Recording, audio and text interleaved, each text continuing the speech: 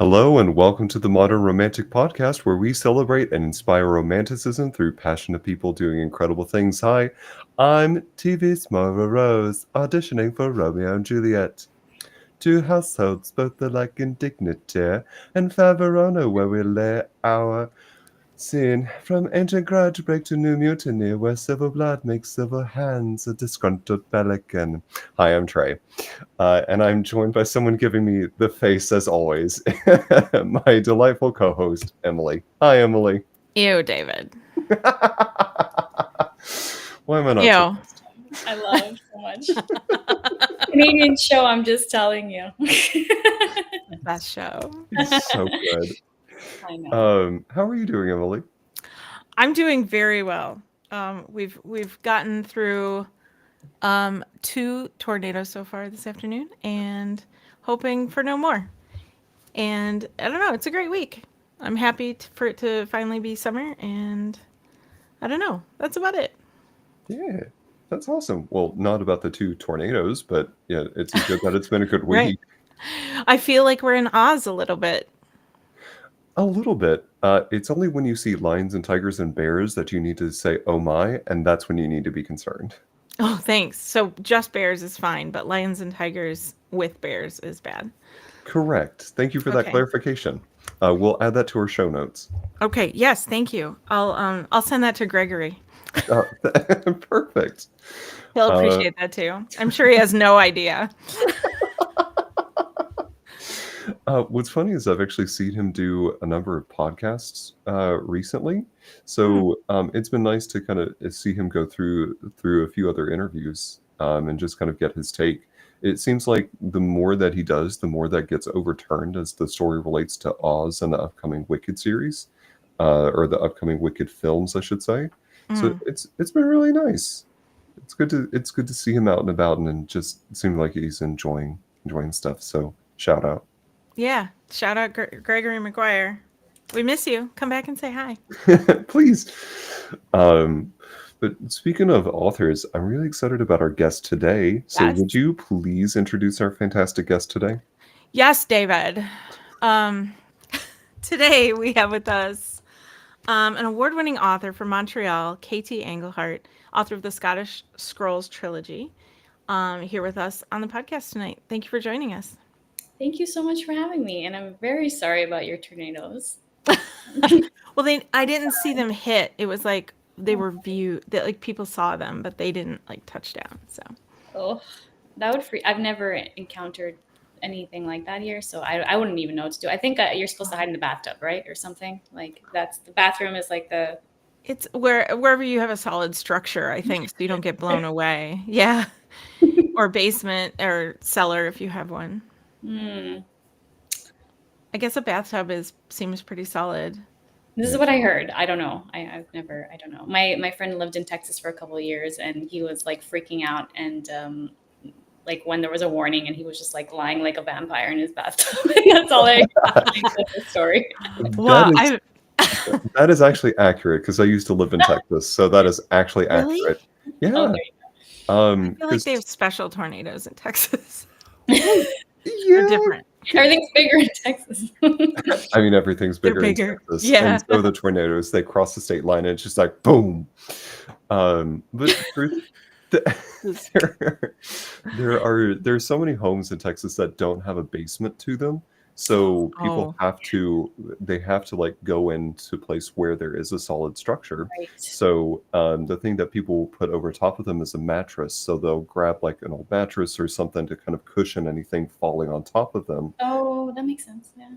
Um, so don't throw away your mattresses. don't Just throw Yeah. keep one around so you can put it over you in the bathtub. Yeah, because if your mattress is too big, you're not going to get it over yourself in the bathtub. God, I just think about like trying to drag my Tempur-Pedic mattress, that like solid structure of the thing with me. That thing is like so heavy and Like it trying to. won't bend at all. I feel like I would just get crushed by any kind of mattress. I'm like such a little like person. I would just like die under there. I don't know. You feel like suffocate. Yeah. There are dangers more than just tornadoes. Look out for your Tornadoes. mattresses, everybody. This is Right. a warning. You got it here. Maybe shout out to the folks at Sealy or Serta. Do you make a mattress specifically to cover a bathtub that won't kill us in any way? Coming Provide spring, ventilation. coming spring 2026, a new line of tornado only mattresses. This is the most seamless ad insert you've ever had. I'm sure. It's just natural. That's right. This one's for free, Serta. Please, The please sleep send us your- number. Sorry. please send us your What is your- advertisement deal. What is your tornado number? Mine's a category 4. What do people win with the highest number? Like, where should we get them? Oh yeah. Oh goodness. That was great. That's fantastic. So, I'm so intrigued whenever we have authors on, because I am not a writer at all.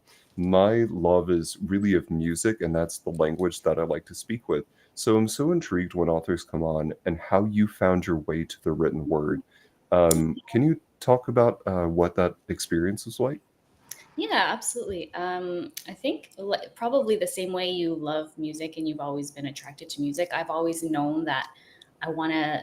I was like attracted to stories, and I loved hearing them. Of course, like we all do as human beings. That's what the oldest form of storytelling is, just like us just chatting away around a fire, right? And so I was always intrigued by stories, and like creating them was something I knew I needed to do. I think it's because of how I responded to them.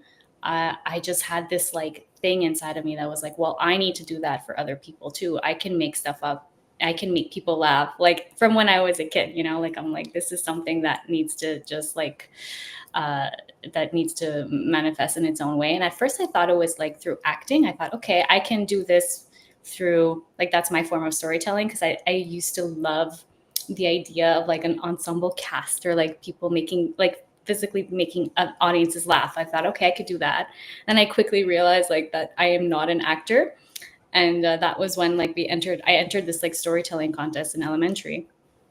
And I moved on to the next round, and I hated like performing it, but they voted me in to compete for like the whole, like to represent the school because of like the way, I guess, the writing itself. And that's when I knew, I'm like, okay, I think I like the writing and I don't like the other parts. So I knew from like grade 4 that I would be writing in some way.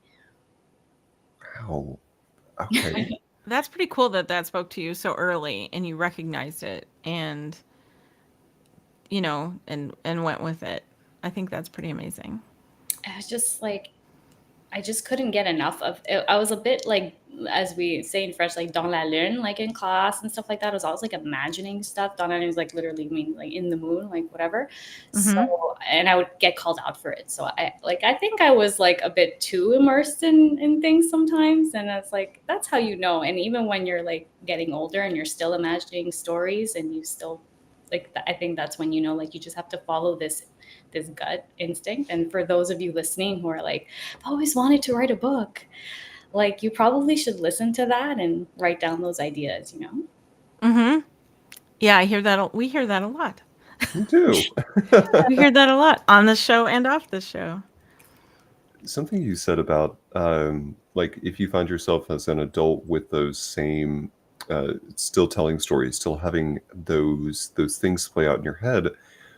I find a lot of it, many adults kind of lose that sense of wanderlust. So, Totally. Yeah. what has kept that wanderlust going for you? What are the things that help spur your imagination? I just want to say something because it's just this conversation is kind of funny. It's reminding me, I just read it again today, and this quote's actually on my website by C.S. Lewis. It's your what is it? Your when you're old enough to start believing in fairy tales. Oh Oh yeah. my God, what is the exact quote? I'm so sorry. You have to be old enough to start appreciating fairy tales, something like that. And it's to say, like, keep that sense of wonder when you're older. And I guess to answer your question, like, I read young stuff even when I was older because there's like this innocence to us, to the stories, and like there's like these self-discovery themes that I love so much. I learned so much from that when I was a young reader, and those are the kinds of themes like I'll impart in my books too. And I don't know if I answered your question. I just went on a tangent. I'm sorry. No, No, please don't keep apologize. going. No. Someday you will be old enough to start reading fairy tales again. Exactly. Mm-hmm.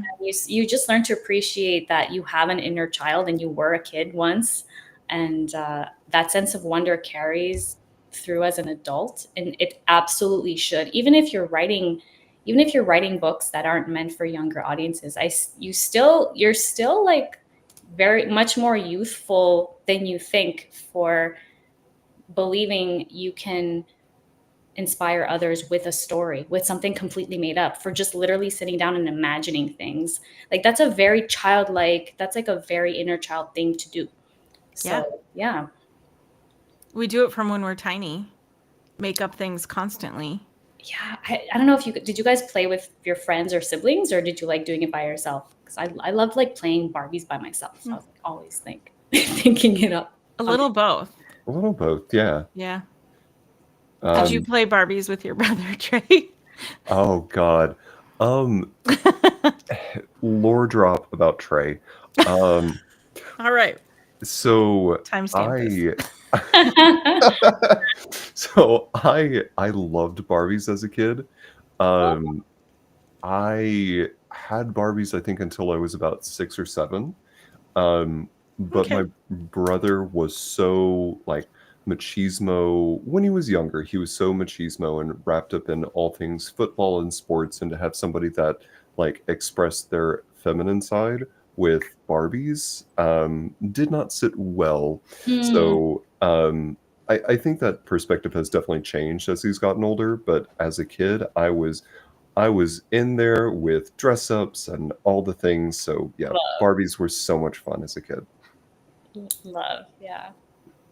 And that was like an accessible way to like costume with something like that's kind of how I saw it. I Definitely. changed our clothes Oh, constantly. that's the funnest part about it. Yeah. Absolutely, absolutely. Like it's not even easy to change a Barbie's clothes, but that you have to do it constantly. Wardrobe changes were very important. Like, Mhm. it was made or broke that the Barbie's day. Like, that's Mhm.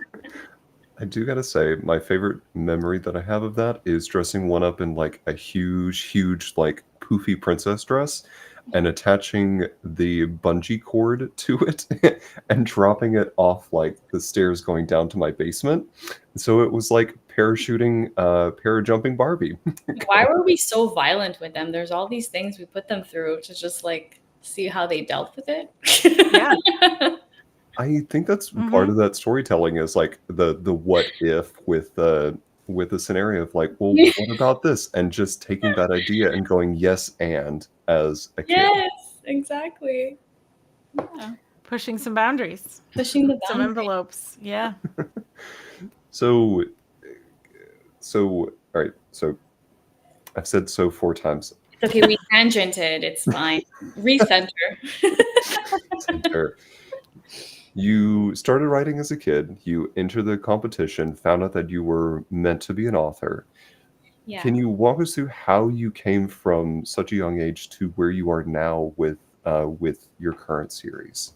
Yeah, so I kept chasing writing programs. So thankfully, it was that eventually that led me to this book. So after my BA in journalism, and I also studied script writing because I was and I still am very interested in writing for television. It's a different route though. It's like a whole different ball game kind of thing. I feel like I'll get there eventually, but right now it's like, when you just want a story to get out there. So I'm into the books right now. And in my master's of creative writing, I declared my thesis like the wise one, the first book of the Scottish Scrolls, because you get to choose your thesis project. That's mainly why I decided to do the master's. I was like, I need discipline, I need guidance. I feel like I'll procrastinate the hell out of this. Like if I don't do this kind of formally.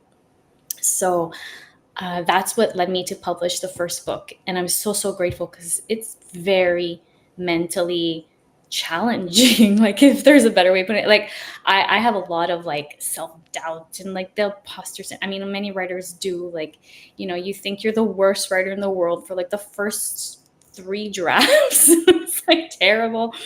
So honestly, like, because I was mentored, because I got the amazing feedback that I did get, because I learned from my classmates, I think the result is like, I'm very happy with it because of the experience that I had. So if you're kind of like me and you're thinking, I have an idea, I'm so passionate about it, but I don't trust my own like self-discipline or like my own brain to like push through all the self-doubt, I would suggest something like structured, like a book coach to follow you, or some kind of writing program, or like a local class or something. And that's what led me to publish the first book. I had the confidence to do it.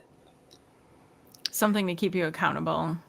Absolutely. I could see that. You could get an accountability buddy too, but they have to be dead serious, because like, let me tell you, it's very easy to be like, no, I'm not gonna write today, I'm not gonna write tomorrow, I'm gonna put this aside, I'm not gonna look at it again. Oh, I'm not feeling well, so I'm not gonna send you those pages. But when you're being graded, and when you paid for a program, and it's like, okay, you really push yourself. I gotta say, Emily, who's your accountability buddy, or who's the person who holds you accountable? Well, Laura Packer and I have a weekly call. Ooh, okay. Weekly call. Yeah. How does that does that work really well for you?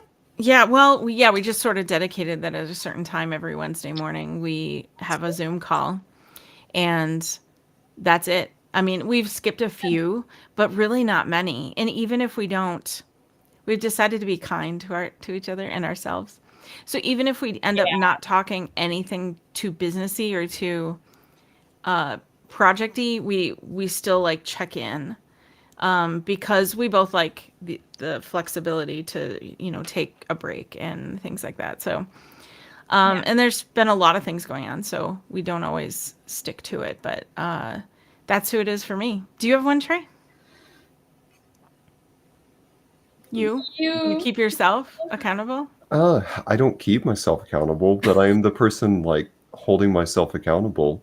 Um, it's it's a conversation with my therapist right now to find somebody, and ways Okay. to hold myself and find myself accountable. Mm. But also, like you said with Laura, like not to beat yourself up about it, to be kind to yourself. Yeah. I'm trying to get my YouTube channel back up and running, and that's the biggest goal at the moment. So it's trying to do that uh, without seeing a goal and being like, me, I'm not reaching my goal. Be kind to yourself. Each thing Yeah. you do is a step. Well, and you sent stuff to me, and I don't necessarily keep you accountable, but I'm usually like, go Trey. And I've been impressed by your ability to motivate yourself. Like, you painted your whole house, and like, Ooh. and the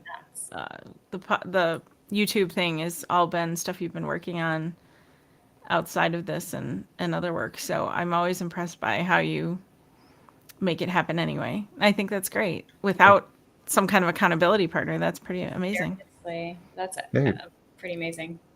thank you. 6 months between releases. Woo! Yeah. Eh. Anyway, It's I'm not going to beat still myself up better about it. than No, that's still very good. So I took like 3 years between my book 1 and book 2 release. Now it's going to be 2 between my second and third book. I'm getting a little faster, but man, yeah, it could be long. It could be it arduous. can be. Yeah, look at J.R.R. Martin. I don't think he's finishing anything that series, is he? Like he's Yeah. yeah. And if he comes out with another book of any kind, he would sell out, and people would buy it Yeah. up, and it wouldn't matter. And of Would course, not. he's at that stage, so there's that. Like, Yeah. Yeah. So about your series, the I love the tagline that you have on your website that says "Travel to Ireland, Scotland, and beyond with witchy magic, history, and folklore." Can you talk to me about you're combining like the historical knowledge, folklore, and magic to kind of together. And how do you go about from a storytelling perspective Yeah. blending those three things together?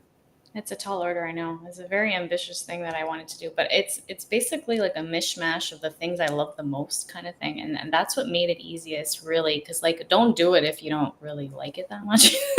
One bit of advice. But when you're passionate about these things that can kind of also like interconnect, then you find ways. It's like I can't even explain it more than like a spark of like inspiration that comes from researching. Like you find connectors when you research. It happens to me all the time. I find connectors in my later drafts sometimes because I research something more in depth and I go, well, that's the answer to that plot hole, you know? So finding out that like some of the landscape in Ireland is tied to like a folkloric like mythological creatures and like tied to a folklore, a local folklore. It's like it makes you think, okay, well, I can make a scene where this, this fairy kind of lures her into this bush here and then transports her for a little second. And like, like I use those locations that are supposedly famous for fairy sightings or whatever, like that. It just like kind of works out. And the first book is very much that. It's like me having gone to these places, heard from the locals, write down all the fascinating stories I love, incorporating like the magic, I guess, that feels the realist, I guess, because like that's what I love about urban fantasy. It kind of makes you feel like it's real and it's in your backyard and you could mm-hmm. just like stumble into another realm. So I do love that aspect of urban fantasy. Yeah, and then like the history, the just like it inspires characters. So like I have several real accused witches as like secondary characters or kind of appearances in throughout my whole series. One of them a very kind of important figure. So that just like I just to me that's what makes the story so juicy or so good or so interesting, or like you that the fact that you're learning about things that happen in history. You're learning about how like the huge mistakes we made as human beings, like burning innocent women, um, yeah, for me the story forms when I look into the things that I love most, if that makes sense. Like Yeah. this follows the passion, I guess. Yeah. So it's an idea, and that idea uncovers some other things that you could use as further inspiration. So it's like, Yes. Thank you for explaining that coherently. Yes. oh, you Like explained it I don't know so what I said. It's interesting you say fantasy that feels like it could be real, because I've watched. It's funny, and it's kind of been kind of an ongoing joke in the last few years since an interview I did with it was Michelle Carriger from the one of the embroiderers for Game of Thrones, and she was talking about how the I'm sorry, Are you okay? something just happened with my computer, and we're good. Something disconnected and reconnected, and it made a You're, sound, and I don't know if you could hear it, but I could. well, you're still here and normal. Okay, yeah. I'm gonna write this down so I can edit it out later. Uh, okay. So, and it was like it's a fantasy show. So people will like write in and say things like, that was just super unbelievable. It's like, but it's a fantasy show. And I watch shows sometimes, or I'll read a book or something, and I sit there and I'll say that to myself, like if it becomes a little too unbelievable, then it's like it doesn't feel like it could be real, even though the whole time I am consciously, because of Michelle, reminding myself like it is still fantasy. I feel like that's about stepping. It's like stepping on the outer world. Like this is a rule for a very regular TV show as well. Like let's say, like I'm just using an example of a TV show because, let's say Schitt's Creek. We were just like joking around Yeah. Schitt's Creek, and it's like this is the town. These are the characters. If a show starts with them, like what's something very not Schitt's Creeky? I don't know. Like they're What isn't them? That's so Yeah. funny. yeah, I don't know, like something very like just not true to like the environment or the characters or something happening. Right. Like if they were sewing their own clothes or something like that. Yeah, like oh, Alexis isn't gonna do that or whatever. So then it becomes unbelievable. So I think like They're farming. they're farming. That's Yeah. amazing. They're playing hockey. I want to see that show. Now I want to see that. Oh my gosh, it's so good. I think I'm gonna do a rewatch very soon. I've been doing all the rewatches. Like I'm a bit in the nostalgic like streak for my TV watching time. Yeah, sorry. So yeah, just to That's say, wonderful. yeah, it's I think like because magic can be as far-fetched as you want it to be, as long as it makes sense, quote unquote, in the sense that like it's staying within like the logic, the rules, the magic system, and you're not just like out of left field, whoa, because like this ghost like came out of nowhere and like saved everyone. And it's like, well, you never mentioned that they can intervene on the physical world. Like I don't know, like, so just stay true to your own rules. I think you can do whatever you want as long as you establish those rules. Yeah, and that was something Michael Crichton was actually really good at with Jurassic Park and that one time travel movie that I can't think of, where he would take like chapter 2 of every book and then like beat the science into you to some degree so that it became so he could do and say anything he wanted the rest of the book and it would be believable. There you go. And it was amazing. Right there. Mm-hmm. He'd be like, guess what? Quantum mechanics. Now you know how quantum mechanics works. Now we're going to introduce time travel. It was amazing. Right?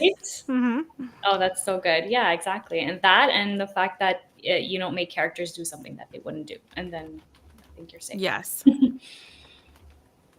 Yeah, it has to be consistent within your own world.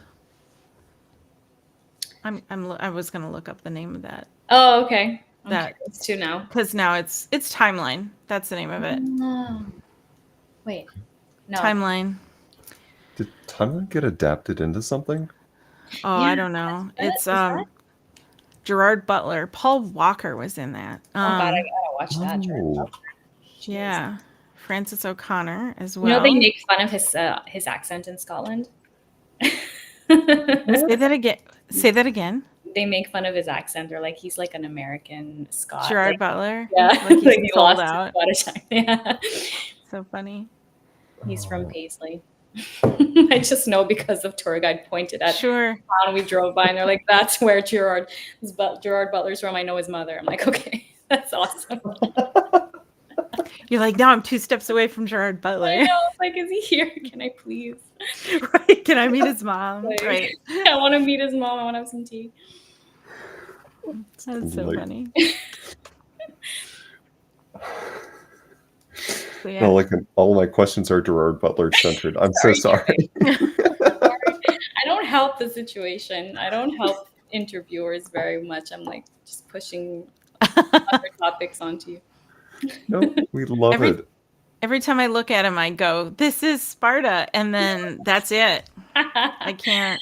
Oh my God. Yeah. You were saying that it's something that the character wouldn't do.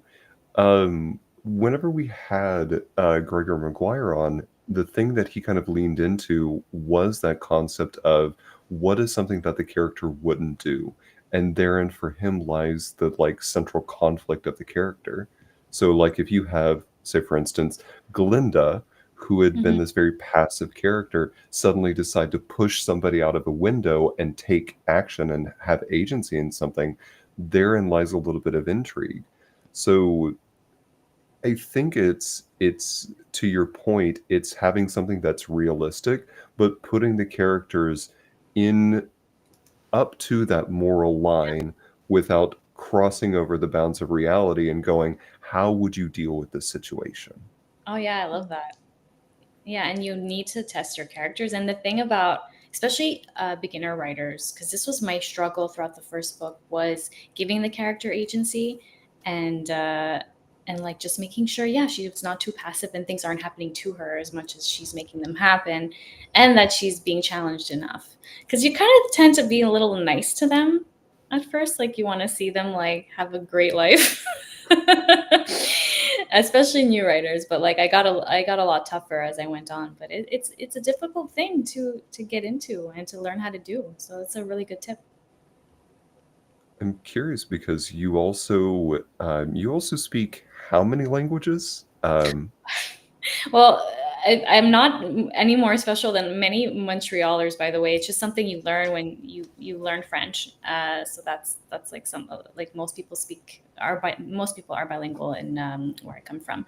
And then I'm Italian. Like my family's Italian. My dad was born in Sicily, so I just grew up speaking like to all my grandparents, and then my little cousins when they grew up. Like I just grew up speaking Italian, so know the three languages. But Spanish is something I studied in school. I don't know it fluently. I love it so much, though. I really love Spanish that I practice as much as I possibly can. But there's like no one to practice with, so and I call it Spanglish because like there's no way I'm fluent, but I can get by. Well, with you having that language background, I'm curious, does any of the languages you speak find their way into your novels, or do you kind of keep that at an arm's distance for the sake of the story? Honestly, not yet. Not these languages. I think they will in the future, or in the future work, like books, like away from this story. This story is very much Scottish, Irish, Gaelic. Uh, but I love etymology. So like I guess knowing, recognizing some roots of words and like just like naturally, like if there's like a Latin phrase that I hear, it's like I can kind of understand like what that means, bigger picture, because it sounds a little bit French or a little bit Italian. Or like if you go to Barcelona and it's Catalan, which is so specific, it's like such an odd, amazing, like fascinating mix. Like I want to learn it so badly, of like Italian, French, and Spanish, and I'm like, what is this? This is amazing. So I just like I love languages. So there's like I did look into Gaelic a little bit when I was writing, and I did get someone who was like an expert to look over the passages that I did write. Um, but other than that, like, no, my languages have not snuck into these particular books, but they will. I'm sure they will. You speak, I heard that you speak bunny too. Yeah, where are they? Oh, they're like chilling right now. Let me see if I can. Where's one? You have There's two one. bunnies? There's one. Oh, this one. He looks very well rested right now. Oh, yeah. He's Flopped. got the nap game He's down. flopped, yeah. So that's Onyx and Sterling, and I grew up with another bunny. His name's Magic. I named my little publishing, my little imprint after Magic. It's called the Magic Dwarf Press. So I had this white dwarf bunny for 11 and a half years. Oh, awesome. Yeah. So it's a big commitment. I just like to say that I have. I just like to say I'm an advocate for them, because they're so misunderstood, and people like buy them for their kids, and then they're like dumped after Easter because people realize they're so much work and kind of terrible for kids to have. Like they're not like caged little fuzzy things that live 2 years. They can live very long. They need space. They need care, specific food, specific types of hay, like all the things. Mm-hmm. And they're particular. They have a huge attitude. They're like cats. Like you gotta like understand their temperament a little bit. I'm okay. Sorry, the attitude thing. Can you elaborate on that? Huge attitude problems, these bunnies. So like they don't always want to cuddle. They don't always want to be picked up. Like you have to like see how they're feeling. Like you can get them used to being picked up, absolutely. But a lot of them just kind of like their feet on the ground, on the floor. They like to be secure. They like to feel secure. So even if you do pick them up, there's a way to do that. And if they don't like someone, they'll let you know it. So my bunny of 11 and a half years, Magic, absolutely hated like men mostly, like, and I think he kind of imprinted on me. I don't know, like I was his, like he was protecting me or whatever, but he would snap at people, like he was he was a tyrant. But he loved me, like I just like was able to do whatever with him. He was great with me and my mom. He loved my mom. I feel the same way about many animals. And Mm. it's like for me, it was parakeets. You know, they're an inexpensive little bird that people will buy their kids, and then they're not kept up with, and they're not, Oh, you know, they spend their lives in like a tiny cage, and it felt so wrong because I grew up with parakeets that live 10 years, oh, and they can if you're doing it right. And exactly. I feel like they get put in not great homes. Like they Yeah, should probably have a screening process for every single little animal that I can be believe. purchased, like just over the counter like that. Yeah. Yeah, And they. they often need specific, like specialized vets, like they're exotic vets. Like these guys too, you can't bring them to a regular cat dog vet, you know. Look where he's trying to escape. Look at him. Where are you going? I usually leave that door wide open and they don't even go near it. They're like, I'm not crossing that threshold. No. Turns out, like, oh, you got both of them. I don't know, guys.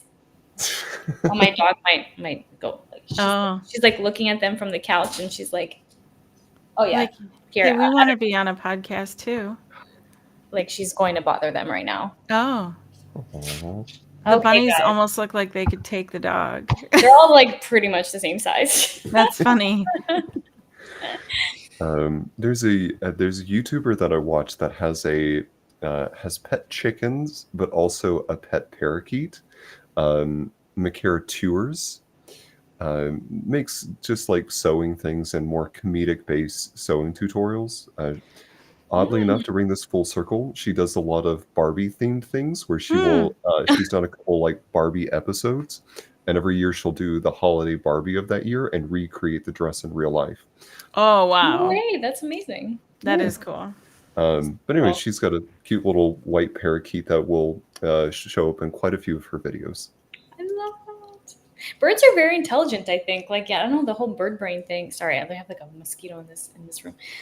The whole bird brain saying doesn't make any sense to me. I think they're very, very smart.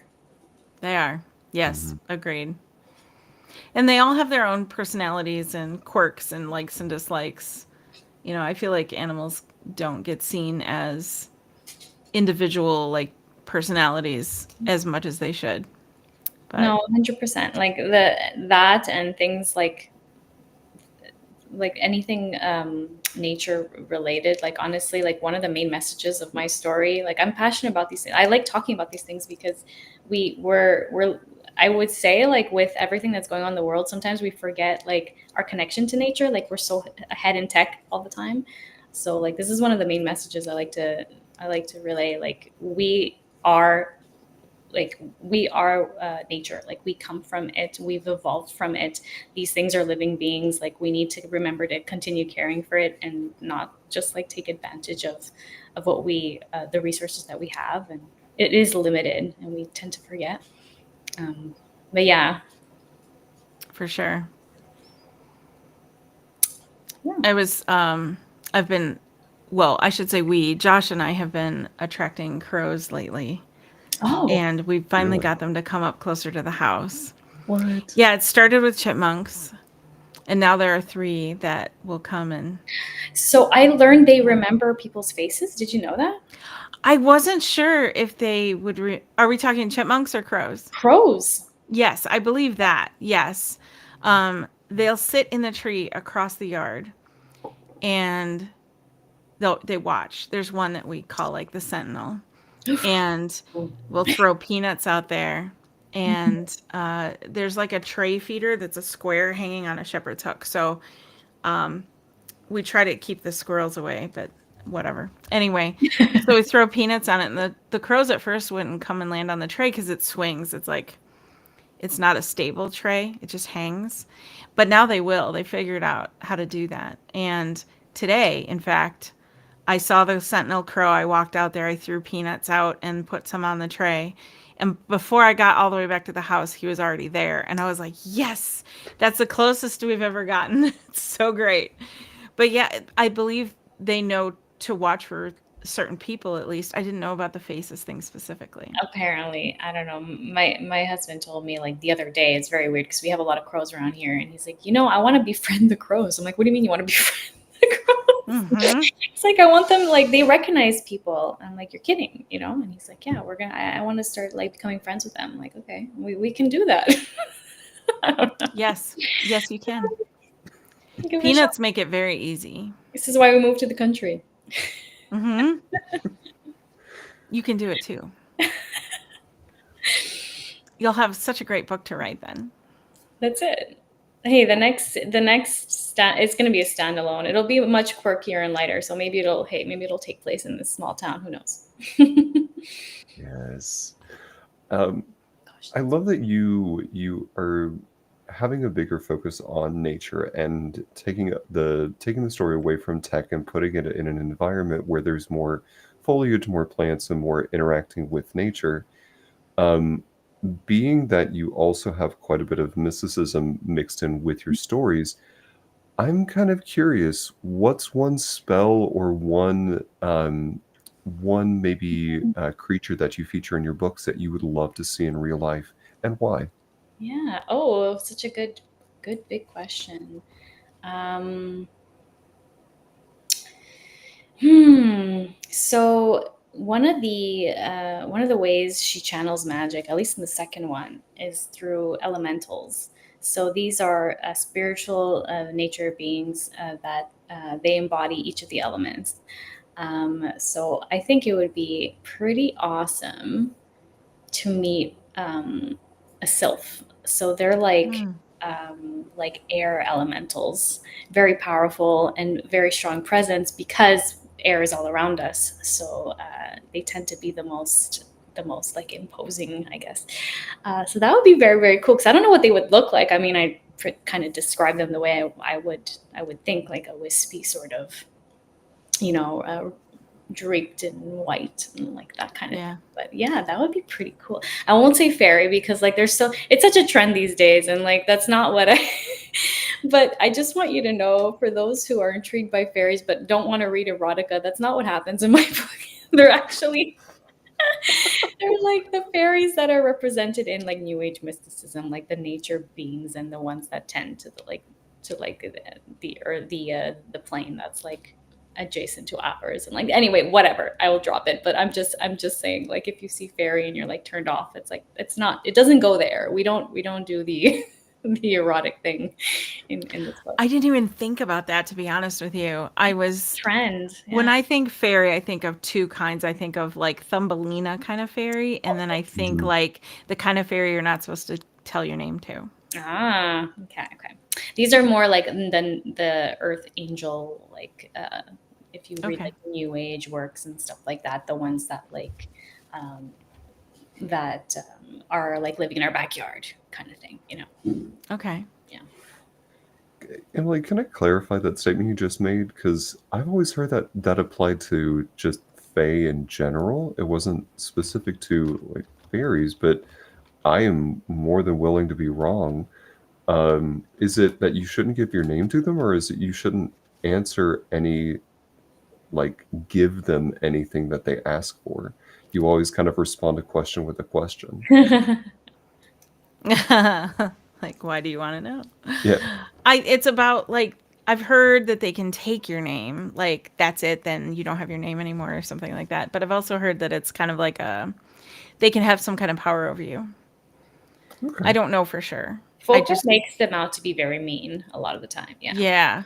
Like trick, very like, yeah, you give what they'll take more than they need to take, or I don't know, they'll kind of trick you into giving them stuff, or they'll take you down to their realm and trap you there. Like a little bit more of that kind of vibe in folklore. Like don't insult them, they will not like that. You know. Yeah, Josh in the chat said names have power. Yeah. And they live by their own rules, not ours. Very true.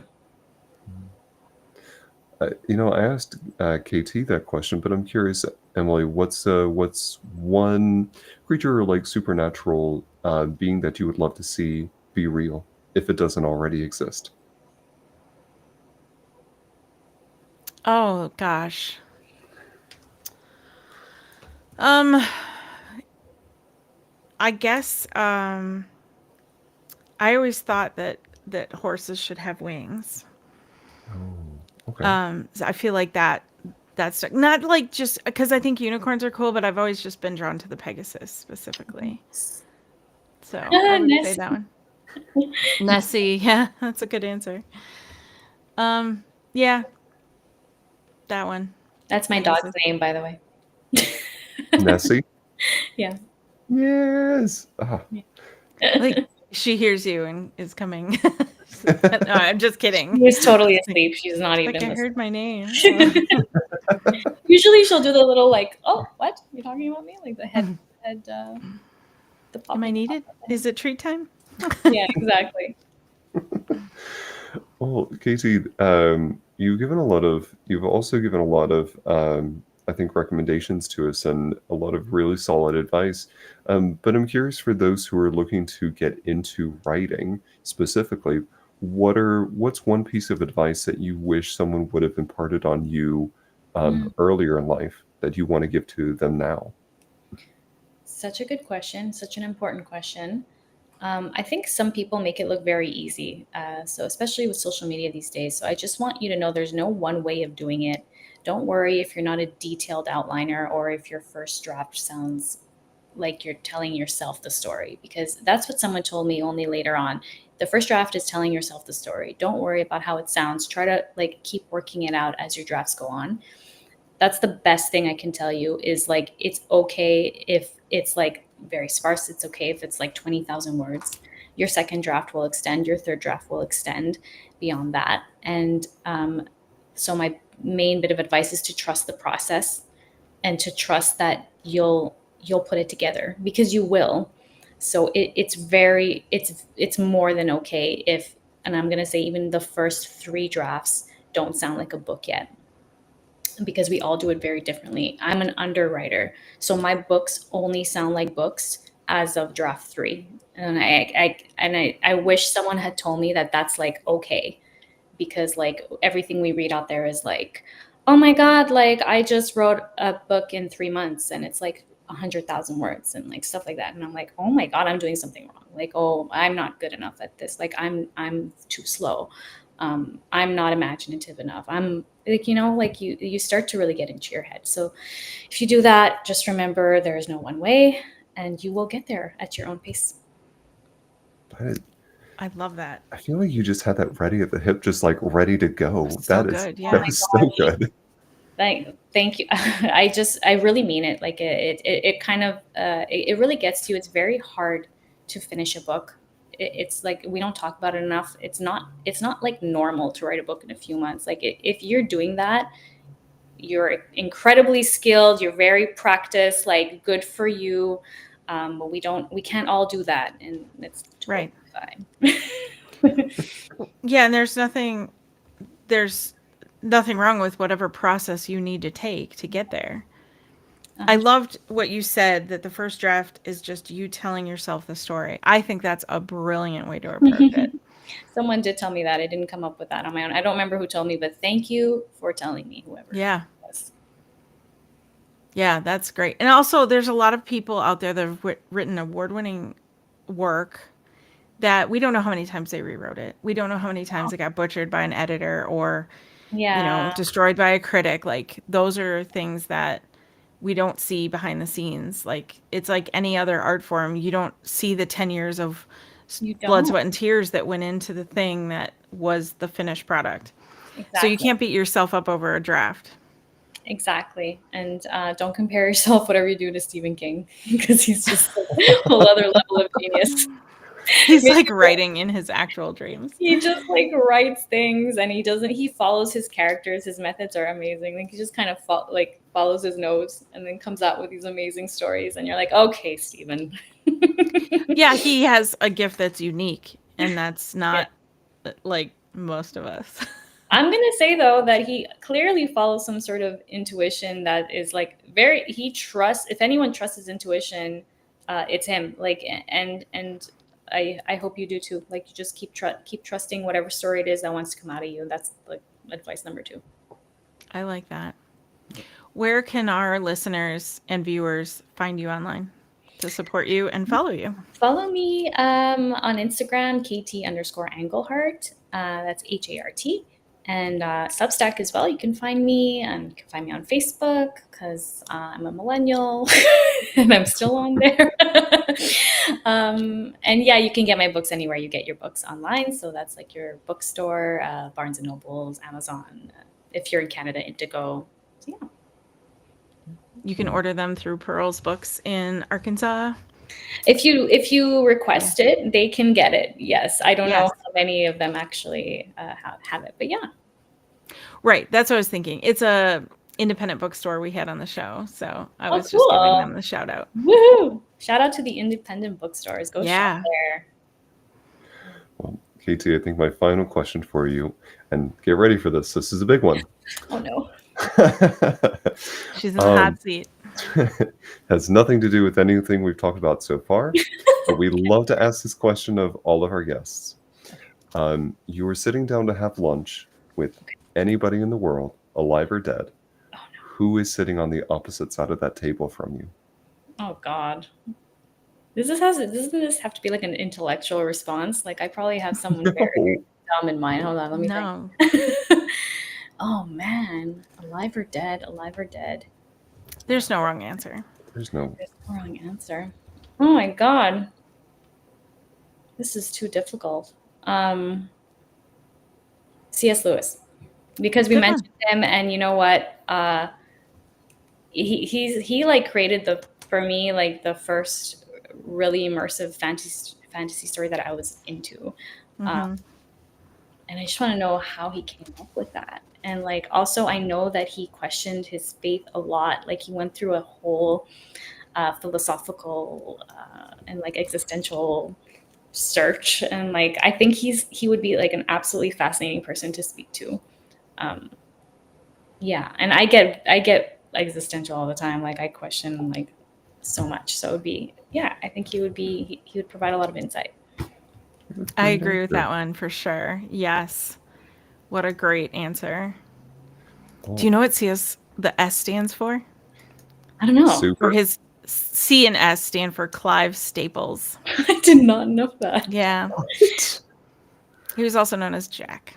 But Clive Staples Lewis. Clive. No wonder. Oh my God. Who would pick up a book from Clive Staples? You just, if you have lunch with him, you can just be like, "Hey, Clive." I'll call him Jack. Yeah, That's cooler. so much easier. It's okay. I love a pen name. Like I use my husband's last name because mine's a long Italian name that not many people can pronounce. It's just like his is much cooler. You got to do what you got to do. Yeah. No shame in that. And then when you make it like really, really big, you're harder to find. Oh, yeah. Yeah. People can't stalk you. Exactly. Like what we think. Katie, I also want to ask, because you mentioned to us earlier, you're going to be at the South Dakota Book Fair, correct? Yeah, South Dakota Festival of Books. If you're in the area or if you're a neighbor of South Dakota, come on over. It'll be fun. It'll be my first time there, and I'm very excited to meet other authors and to meet readers. And we're going to talk about writing craft and inspire you to get to work and all kinds of other great stuff. And there's going to be other amazing authors that you can support. They'll have tables. And you can get some signed copies. It'll be a really, really fun weekend. Really cool. That's in September, by the way. September. I believe, 27. Okay. It's in, where in South Dakota is it? Someone asked. It's in Spearfish. Does that make sense? I do not know my area as well. Spearfish. Yeah. I do not know South Dakota all that well, so we will find out together. What an amazing name for a city in South Dakota. I'm looking it up right now. But yeah, if you look up South Dakota Festival of Books 2025, it'll have all the info. Okay, it's northwest of Sturgis. Which is correct, though? Yeah. It's near Sturgis, near Wyoming. It's closer to Wyoming than Minnesota. For anyone who Okay. has the visual of states in their head. It's a blur. The middle states for me is such a blur. Like, we played that, you know, like in Friends when they do the states game where they try to name all 50, and like there's always like 3 or 4 like you're missing. And as Canadians, we wanted to like give it a shot. We're like, how many? I wonder how many we can do. And we did pretty good. I got like 38. And then like the other missing ones, I'm like, oh, how could I have forgotten that? Of course, like, but it's a fun one. I just want to test my knowledge, but it's not great. But I mean, Yeah. the map's confusing, but The map is confusing for us. We have a lot of states. It's a lot. So many. And South Dakota is like 50% national park. So that takes up a whole bunch of it too. And there are towns like this town, Spearfish, is like in, what is it? Which national park? Medicine Rocks State Park, rather, not a national park. But either way. I'm sure it's beautiful. A lot of nature, right? It's not far from, right? Like Montana. Montana's somewhere I've always wanted to go. Must be gorgeous. Maybe I'll extend my trip. If you're going to fly to Spearfish so that you can go to this, go meet KT in September, the airport code is SPF. There you go. Just a random factoid there. You're welcome. That's incredible. Oh my gosh. Well, Katie, I have got to say, chatting with you for the last hour has been great. Thank you for joining us on the tangent of tornadoes all the way up through delving into the world of mysticism. I'm really excited to pick up a copy of your books at my local Barnes & Noble. So thank you so much for sharing your artistry with us. Oh, thank you for having me. You guys are amazing conversationalists. Thank you. This was so much fun. Yeah. As we close this episode out, this episode, along with more, can be found. Oh my gosh, can be found wherever you get your podcast. My brain just escaped me for a second. I'm so sorry. The fairies in Scotland have them. The fairies in Scotland, they heard me. So you can find other behind-the-scenes conversation on our Patreon. Search for The Mod Rom on Patreon. Or you can visit our website, themodrom.com, for other past episodes and additional content. Thanks so much for tuning in today. Have a great day.